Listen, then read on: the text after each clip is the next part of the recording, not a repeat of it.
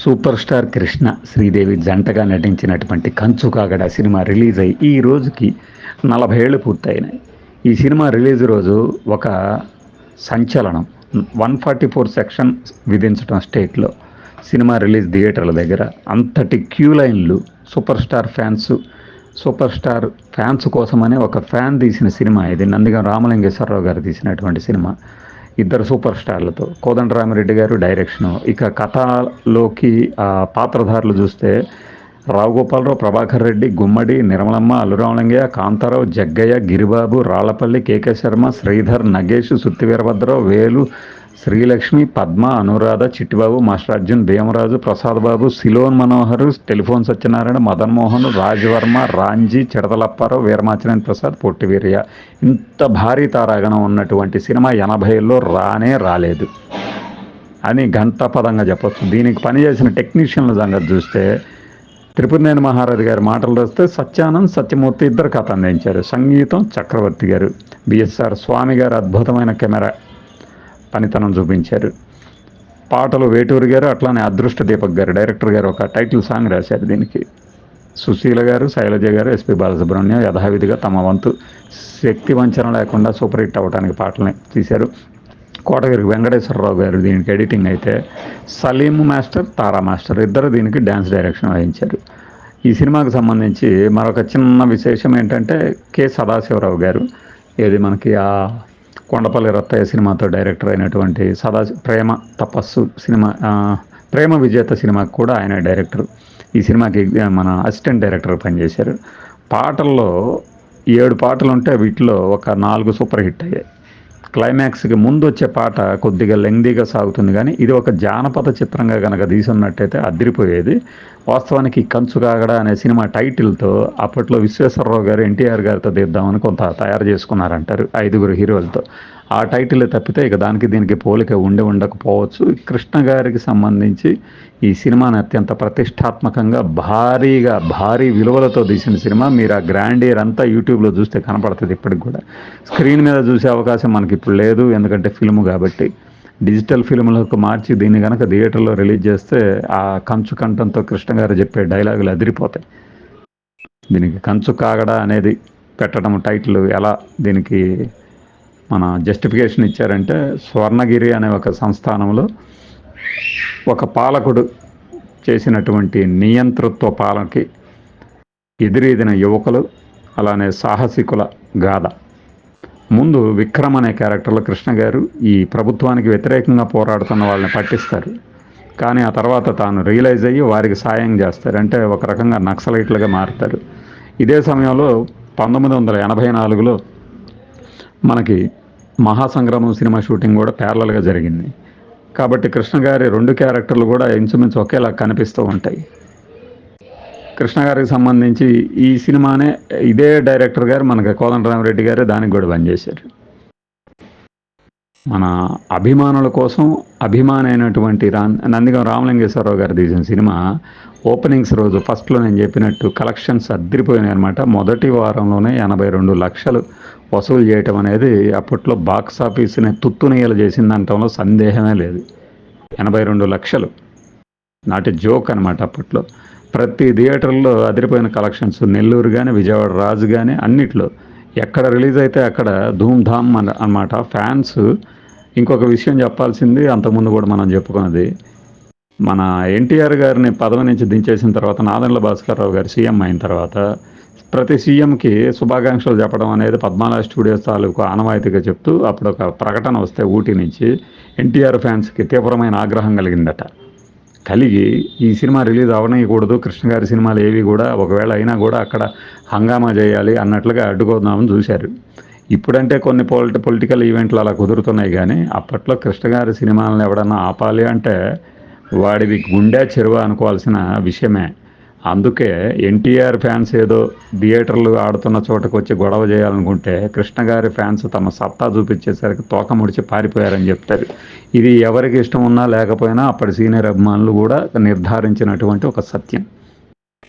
అలానే అప్పట్లో ఈ దొంగల బాబాయ్ దొంగల సినిమా కూడా రిలీజ్ అవ్వాల్సింది.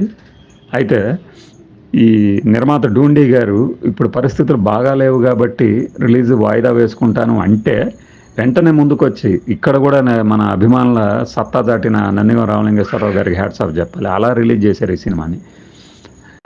ఇక కథ మనం టూకీగా ముందే చెప్పుకున్నాము.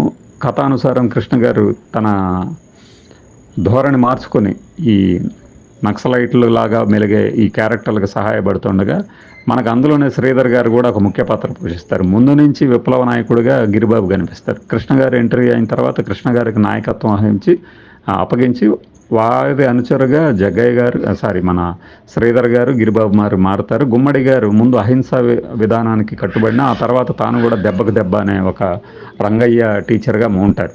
రాళ్లపల్లి గారు ఇక్కడ ప్రజా గాయకుడికి కనిపిస్తారు. మనం ఈ చిత్రాన్ని కనుక సరిగ్గా గమనిస్తే అప్పట్లో మనకి గద్దర్ గారు ఎట్లాగైతే ఒక మావోలకి మద్దతుగా ప్రజా బాహుళ్యంలోనే ఉండి పాటల ద్వారా చైతన్యం తెచ్చేవాళ్ళు, అట్లాంటి క్యారెక్టర్నే దీంట్లో రూపొందించారని చెప్పవచ్చు.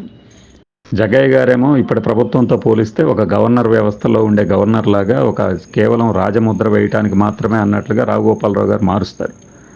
రావుగోపాలరావు గారి విలనిజం ఇందులో ఒక పతాక స్థాయిలో ఉంటుంది. మాస్టర్ అర్జున్ని చంపిన తర్వాత ఈ సిలోన్ మనోహర్ క్యారెక్టర్ని దుర్గ క్యారెక్టర్ అంటే శ్రీదేవి గారు చంపుతారు. శ్రీదేవి గారికి తన కెరీర్లో ఒక మంచి పాత్ర చేయాలి, పెర్ఫార్మెన్స్ ఓరియంటెడ్ చేయాలి అనే ఒక ఆశ ఉండేదట. ఆ క్రమంలో జయం మనదే ఒకటి, ఈ సినిమా ఒకటి. శ్రీదేవి గారికి ఒక మంచి పాత్రలు కృష్ణ గారి సినిమాలో లభించాయని చెప్పవచ్చు. వసంత కోకిల లాంటి గొప్ప సినిమాల్లో ఆమె నటించిన నటన అందరికీ తెలిసినా కూడా ఆ తర్వాత కాలంలో గ్లామర్ క్వీన్గానే చూపించే పాత్రలు వచ్చాయి కానీ పెర్ఫార్మెన్స్ ఓరియంటెడ్లో రాలేదు. ఆమె తర్వాత హిందీకి వెళ్ళిన తర్వాత కొన్ని సినిమాలు చేశారు. కెరీర్ చివరిలో కూడా మా అనే సినిమా కూడా చేశారు. మన సర్పయాగంలాగా కొద్దిగా ఉంటుంది. ఇక కృష్ణ గారి తల్లిగా నిర్మలమ్మ గారిని ఈ కృష్ణ గారిని క్లైమాక్స్ సన్నివేశాలకి ముందు ఈ రాజ్యసభ ముందు ప్రజాసభ ముందు నిలబెట్టినప్పుడు ఆమెకి గుండె తగిలి చనిపోయిన తర్వాత అక్కడ కూడా మనకి అల్లూరి సీతారామరాజు సినిమా కాన్సెప్ట్ని ఫాలో అవుతారు. అక్కడ ఆమెని చంపుతారు. ఆ తర్వాత చివరిలో పాట కానీ డైలాగ్స్ కానీ మీకు గుర్తుండే ఉంటుంది. కంచు కాగడా అంటే చాలా గుర్తొచ్చేది. తీరిందా నీ రక్తదాహం, చల్లారిందా నీ రక్త పిపాస అనుకుంటూ ఒక లెంగ్తీ డైలాగులు. కోర్స్ అప్పుడు ఖచ్చితంగా చప్పట్లు పడి ఉంటాయి కానీ గ్రాంధికం అనేది ఎక్కువైందనేది నా అభిప్రాయం. అలానే సినిమాలో కూడా పాటలు ఎప్పుడైతే క్లైమాక్స్ సన్నివేశాలు ప్రారంభమయ్యాయో అక్కడి నుంచి క్లైమాక్స్కి లీడ్ చేయటంలో కోదండరామిరెడ్డి గారు కాస్త డౌన్ అయినట్టు నేను అభిప్రాయపడుతూ ఉంటాను. మీకు మహాసంగ్రామం సినిమాలో కూడా ఇదే జరిగింది. ఒక విప్లవం తాలూకు నేపథ్యం ఉన్న సినిమాలని ఒక లాజికల్ ఎండింగ్కి ప్రేక్షకులందరూ ఆమోదించే ఎండింగ్కి తీసుకెళ్ళలేకపోవటం ఆయన బలహీనత. అట్లానే ఆ కథల్లో తాలూకు వీక్నెస్ కూడా అని చెప్పొచ్చు. మనం అట్లానే ఆ తర్వాత కూడా మనం చాలా రెడ్ మార్క్ సినిమాలు చూసాం, విప్లవం సినిమాలు. అందులో ఖచ్చితంగా హీరోగా ఉన్నటువంటి నాయకుడు చనిపోతాడు. ఆ చనిపోవడం అనేది మనకి అంతగా నచ్చదు. అందులో కృష్ణ గారి ఫ్యాన్స్కి నచ్చదు. ఇప్పుడు కంచు కాగడాలో కూడా కృష్ణ గారు చనిపోతారు, మహాసంగ్రామంలో చనిపోతారు. అక్కడ ఏంటంటే ఆ క్యారెక్టర్ ఉదాత్తత పండాలి అంటే చంపాలి అనుకుంటారు. కానీ చనిపోతే ఈ ఫ్యాన్స్ అనేవాళ్ళు రెండోసారి థియేటర్లకి రారు. ఒకవేళ 2 సార్లు చూసినా మూడోసారి రావడానికి మనసు ఒప్పదు. ఎందుకంటే ఒక హ్యాపీ ఎండింగ్తో సినిమా ఉన్నప్పుడే పదే మనం ఎంజాయ్ చేస్తూ చూడొచ్చు అని మళ్ళీ వెళ్దాంరా అనుకుంటా వెళ్తాం. ఇది మేము బాగా చిన్నప్పుడు వచ్చింది ఈ సినిమా. బహుశా సత్యనారాయణలో చూసినట్టు గుర్తు, లేదంటే వెంకటేశ్వరరావు కానీ పిడిగిరాళ్లలో. ఇక రిలీజ్ అయిన ప్రతి చోట, ముఖ్యంగా హైదరాబాద్లో అయితే ఒక 50 days డైరెక్ట్గా ఆడింది. మిగిలిన చోట్ల ఏంటంటే అద్భుతమైన కలెక్షన్స్ రాబట్టి సడన్గా డ్రాప్ అయ్యి, బహుశా దీని తర్వాత ఇంకేదో సినిమా రిలీజ్ అయినట్లుంది, డ్రాప్ అయ్యి ఈ కలెక్షన్స్ మాత్రము మొదటి 5 వారాలకి లేదంటే ఫుల్ రన్ పూర్తయ్యేసరికి 2.5 కోట్లు కలెక్ట్ చేసినట్టుగా మన అభిమానులు చెప్తూ ఉంటారు. అప్పట్లో ఇండస్ట్రీ రికార్డులుగా చెప్పే సినిమాలు కూడా ఫుల్ రన్లో 1.5 ఎంతో కలెక్ట్ చేస్తే ఇది మొదటి వారమే 82 లక్షలు కలెక్ట్ చేసిందంటే అర్థం చేసుకోండి అసలు కృష్ణ గారి క్రేజ్ ఏంటి, ఆ ఫ్యాన్స్ మేనియా ఏంటి అనేది. ఇది కంచు కాగడాకు సంబంధించినటువంటి కొన్ని విశేషాలు కావు. అలానే నేను ఈ ముగింపు గురించి చెప్తున్నప్పుడు కృష్ణ గారు శ్రీదేవి గారు అన్ని డ్యూయెట్లు పాడుకున్న తర్వాత సినిమా చివరిలో విప్లవ నేపథ్యంలో బాకరాపేట ఈ తలకోన ఫారెస్ట్లో చిత్రీకరించిన లొకేషన్స్లో పెళ్లి చేస్తారు కానీ క్లైమాక్స్లో ఇద్దరు చనిపోతారు. ఆ చనిపోయిన తర్వాత మనకి జనరల్గా సినిమాల్లో శ్రీధర్ గారు కానీ, శరత్ బాబు గారు కానీ, రంగనాథ్ గారు కానీ, గుమ్మడి గారు కానీ ఉంటే ఏదో క్షణంలో వారు మరణిస్తూ ఉంటారు సినిమాల్లో.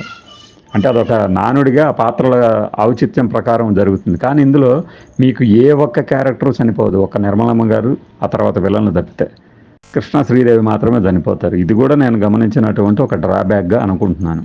బై.